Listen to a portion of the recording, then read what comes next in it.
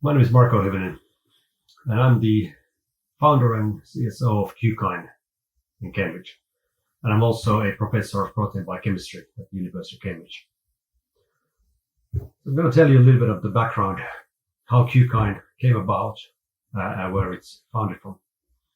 So the story goes back some 20 plus years when I first came to Cambridge as a postdoctoral fellow in 1998.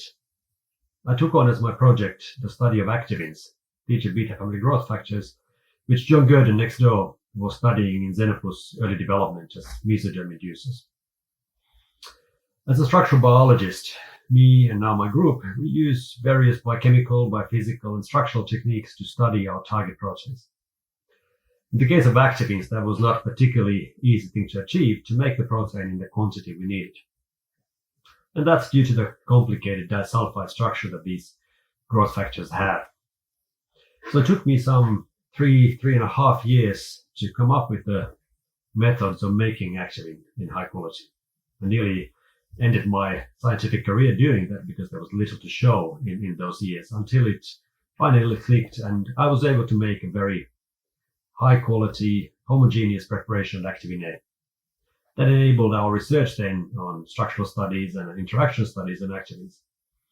Around the same time, then Ludovic Vallier and Roger Pedersen, stem cell biologists in Cambridge, published a paper where they showed that human embryonic stem cells can be grown in pluripotent state in a synthetic medium with just two growth factors.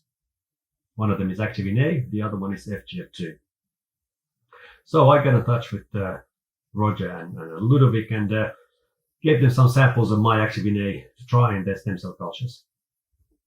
And not surprising to me, it worked wonderfully, better than perhaps the commercial proteins they were buying until that. So, inspired by that, I then set up a core facility in my research group, where we now, for the past 12, 13 years, have been making growth factors for the local stem cell community within the University of Cambridge.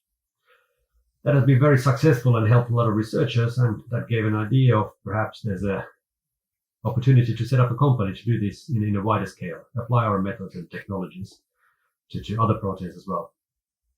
So 2016, I met with Catherine Elton, who then made the commercial case for such company to be set up. And later that year, with Catherine, we founded Qkine.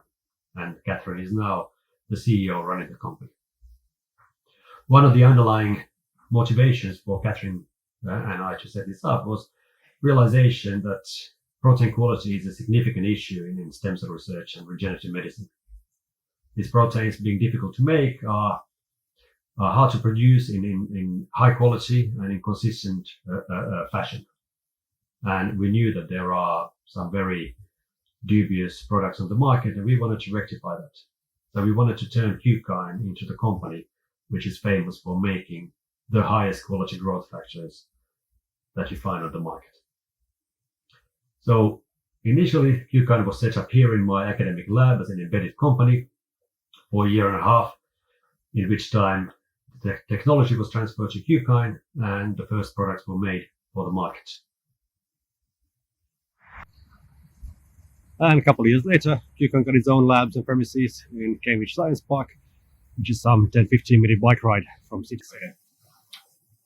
So here at Qkine, we then make proteins at highest possible quality, which will give the end user confidence that the proteins are working in their experiments every time the same way, today, tomorrow, in a year's time.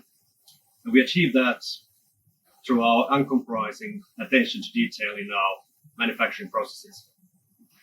And we end up making proteins which I, as a structural biologist, would be happy with.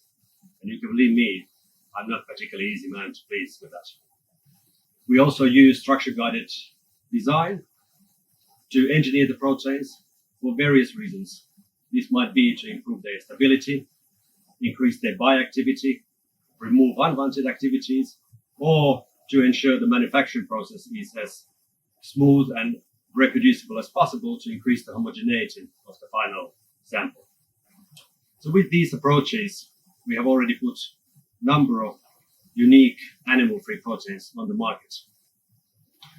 Our processes have also been validated externally with our ISO 9001 certification. We make all the proteins in this facility here in Cambridge Science Park, which means that we are in control of the whole process from the very first expression in bacteria to the final quality control and aliquot.